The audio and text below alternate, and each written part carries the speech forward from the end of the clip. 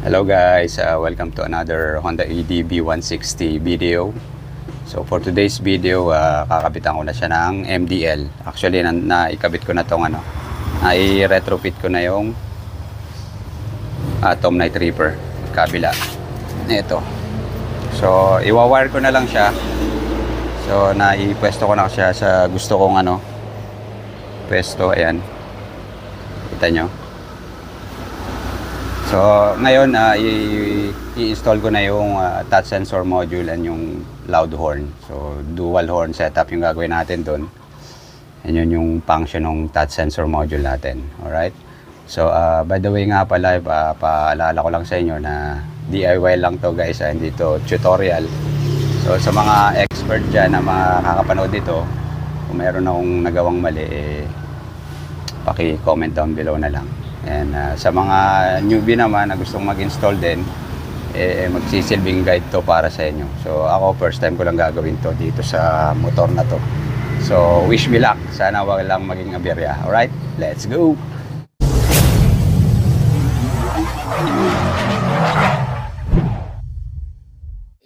I-install na natin tong Atom Night Reaper Plus via loud horn. Itong mga harnesses niya na prepare ko na. Kinabitan ko rin siya ng expandable braided hose. Parang made with nylon din siya. So, secure na secure yung mga power supply line natin, cable. Ayan. There you go. Ito yung touch sensor module. Ka-prepare na rin yan lahat. Kakabit na lang. There you go. Yan. Ito yung ng Atom. Ballast. Yung bulb na kabit ko na sa motor. So, ito yung yung wiring diagram na susundan natin. So lahat ng connection natin, yung positive lahat gagawin kong direkta lahat sa battery. Pati yung negative lahat. Negative ng loud horn, negative ng MDL. Sa lahat ng negative connection sa battery. Then lahat ng positive, direkta lahat sa battery. Walang hindi ako magtatap ng ground sa body. So ayan, shoutout nga pala kay Shantech. Shantech, yeah. Ito, lalagay ko yung picture. Sa kanya ko nabili itong touch sensor module na to sa Shopee niya. So lagay ko na lang yung link sa description ng shop niya kung gusto niyo rin yung ganitong setup. So ito na siya guys, tanggal ng mga side fairings. Yan, hindi ko na pinakita kung paano tanggalin.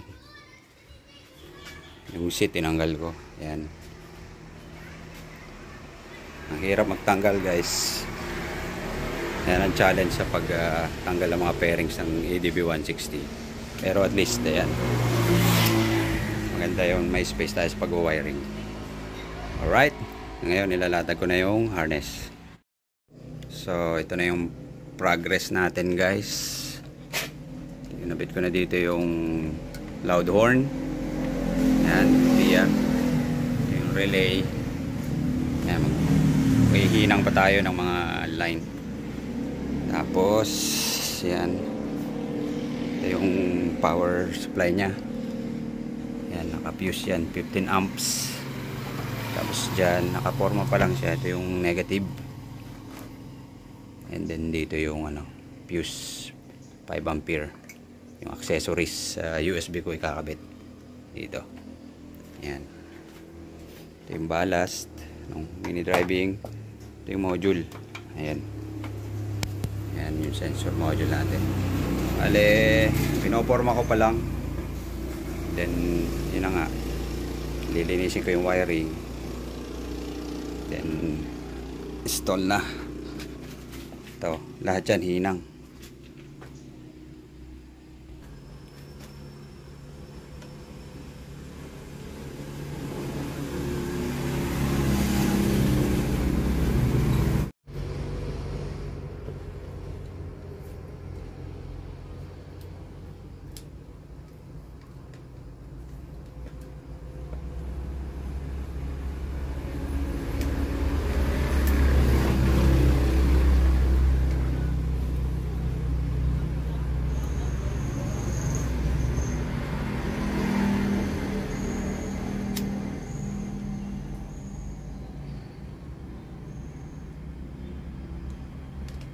So lahat ng dugtong ko nakahinang electrical tape, then shrinkable tube. So para malinis, diba? So explain ko lang sa inyo kung bakit ito ang napili ko, yung touch sensor module, kasi wala na siyang masyadong maraming relay, wires. Hindi na ako mag-install ng mga switches. So andito na lahat siya, oh. Saksak lang ng saksak ng mga wire dyan. So accessories, ground, sa low ng mini driving light, to high, sa dual horn natin, dual horn setup. So yan, ganyan lang kadali siya mag wiring, kaya yan ang pinili kong route or setup dito sa Honda ADB. So ito lang, isa lang yung ginamit nating relay para sa loud horn. Tapos yun na, rekta na lahat dito sa module. So ayan na, inabot na tayo ng dilim. Ayan, na-wiring ko na lahat. Ayan, mukhang magulo pa pero lilinisin ko lang yan. Sasamahin ko na yung mga wires. Ayan, naikabit ko na rin yung sa MDL. Tapos dito yung horn natin, tsaka yung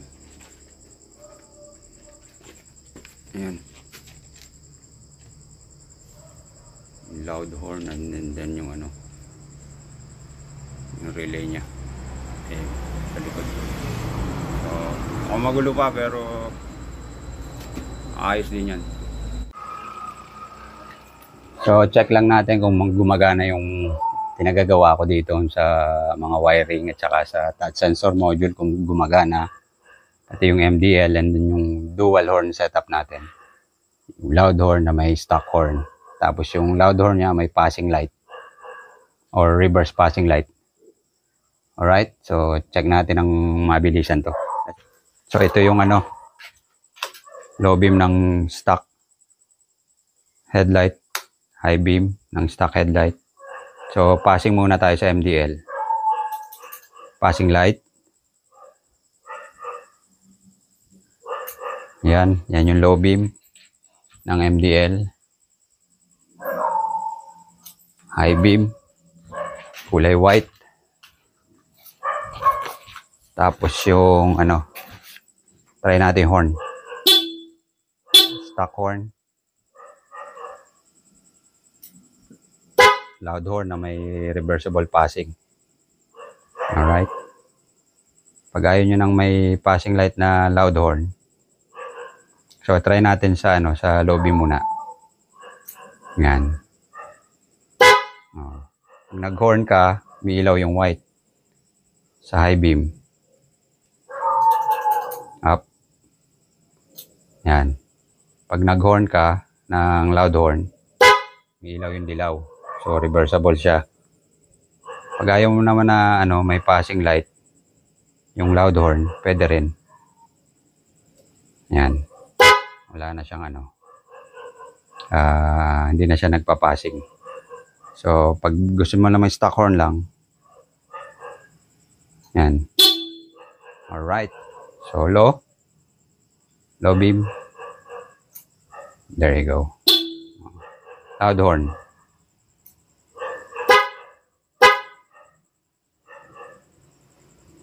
High beam. Loud horn. Walang reversible passing. Disable natin yung reversible passing. Nasa loud horn. There you go. Stock horn. Alright. Patay. There you go. Ayos. Successful mga chong. So, ayan. Ito na siya. Bukas, tapusin ko na to. Ayusin ko lang yung mga wiring. Tapos, ito. Lalagyan ko siya ng mga, ano na. Ito mga insulator. Itong gamit ko. Alright. Okay. See you tomorrow, guys.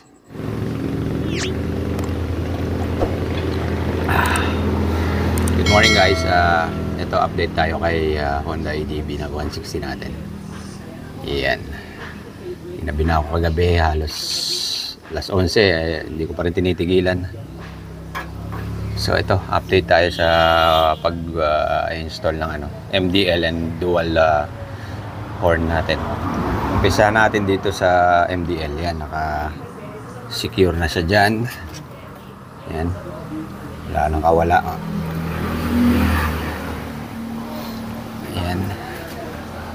And then itong loud horn natin. Yan.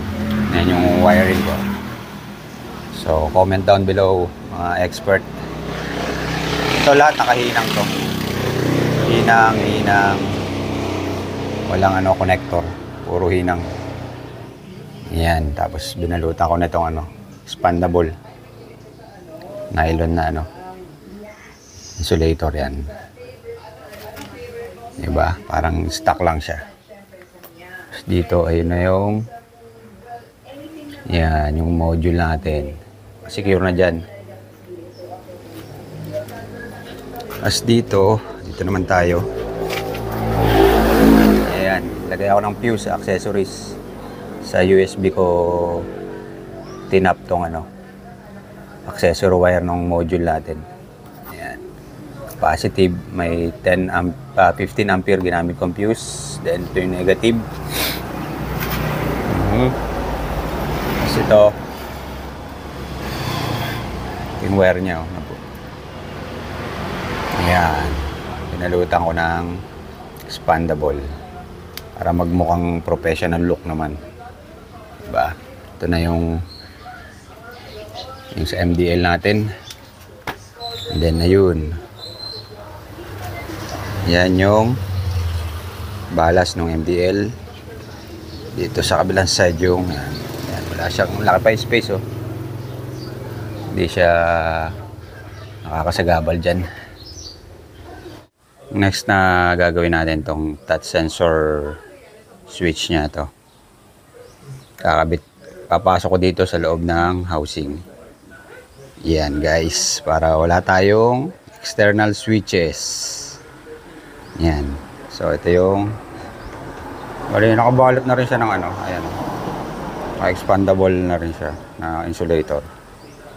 Yan, diba? Titingnan mo rito. Ito siya. Yan.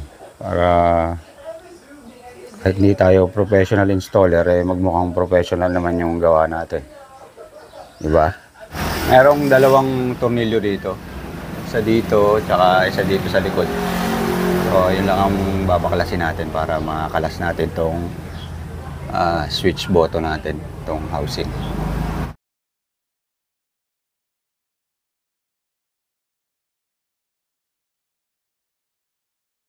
Dito ko ipopesto yun, Yan. Gagamitan lang natin ng glue gun para idikit dito. Yan. So, glue gun.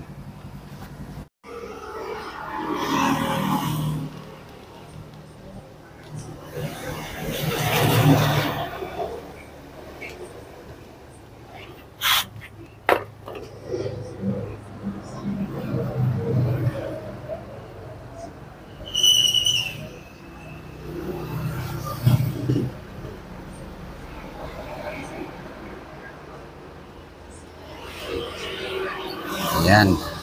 Tayo lang natin. So,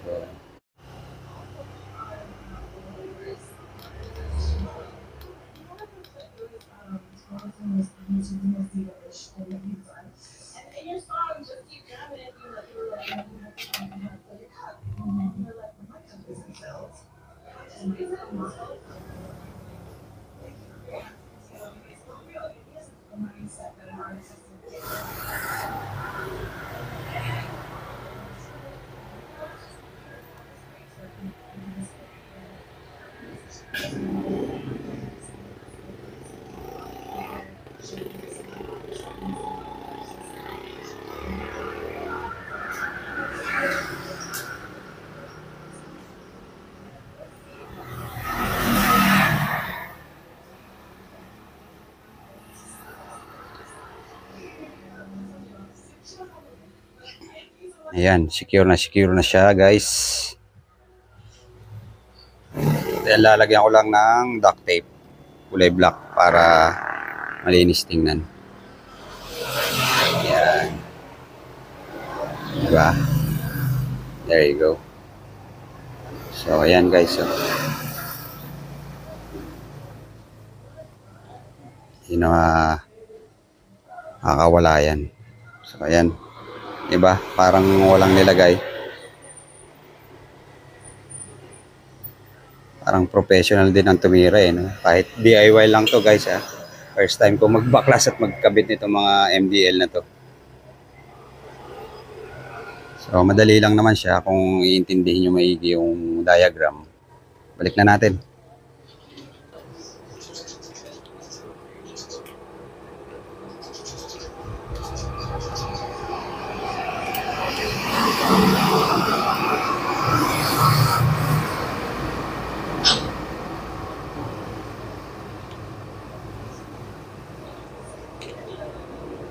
Yun, no? Parang wala lang, oh.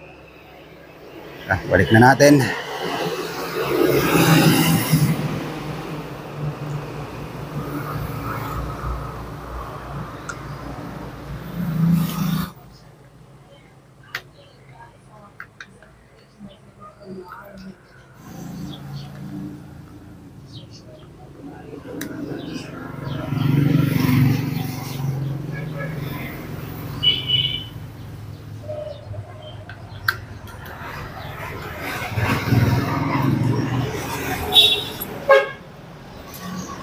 Ayos. So guys, kagabi nung tinest ko tong MDL, pag naglo-lobim ako, nasa taas yung dilaw. Kumbaga mataas yung pwesto niya. Pag nag-high ako, yung high beam niya, yung kulay puti, nasa baba. So, ang naging solusyon ko ron ito, binaliktad ko lang siya. Baliktad pala, lagay ko ng MDL dito sa bracket. So ngayon, okay na siya. Yung low niya, yung dilaw niya, nasa baba. Yung white, which is yung high beam, nasa taas na. So, testingin natin.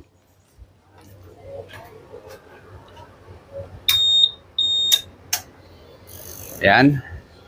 Ayan yung stock headlight na low beam. Stock headlight na high beam.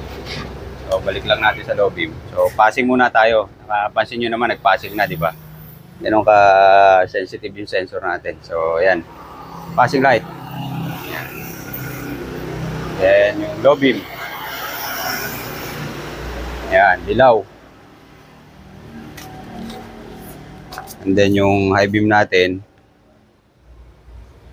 Ayan, puti na. Nasa taas na siya.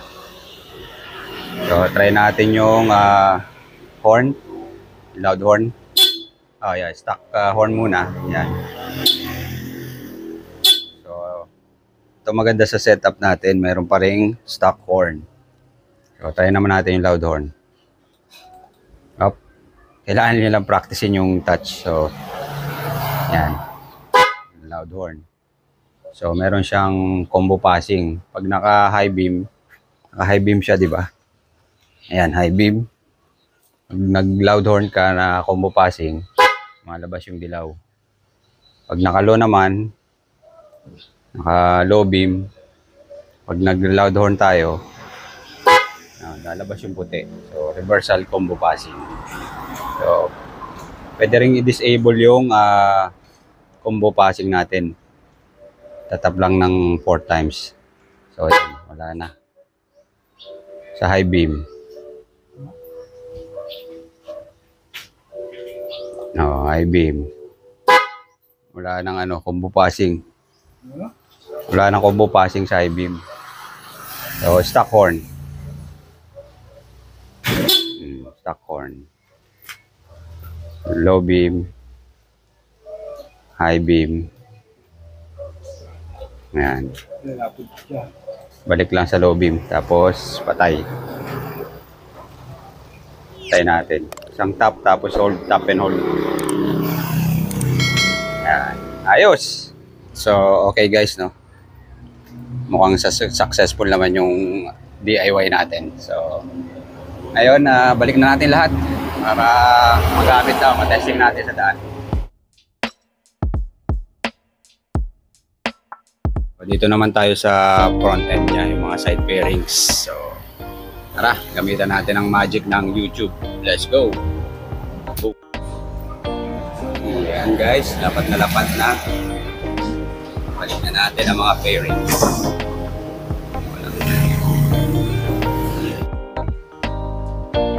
So, ayan na guys, ang ating Honda ADB 160 with Atom Night Reaper Plus mini driving light.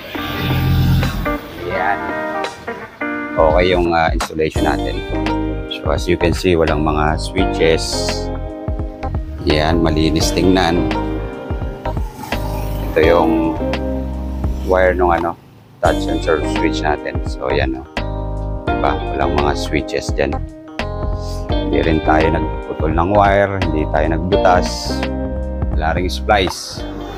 Bali, ang ginamit lang nating stock wire is yung positive trigger ng stock horn.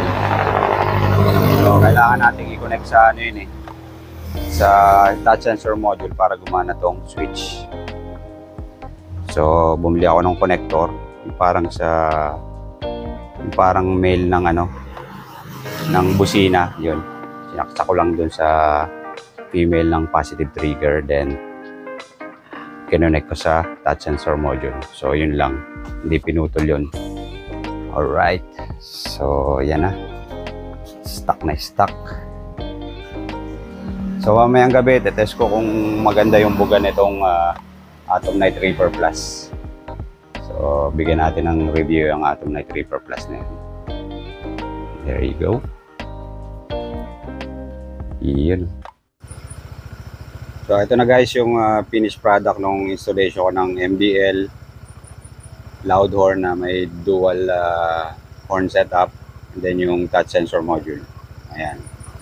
So ito naka stock headlight, low beam and high beam. So andito ako sa madilim na lugar guys. So walang kailaw-ilaw dito.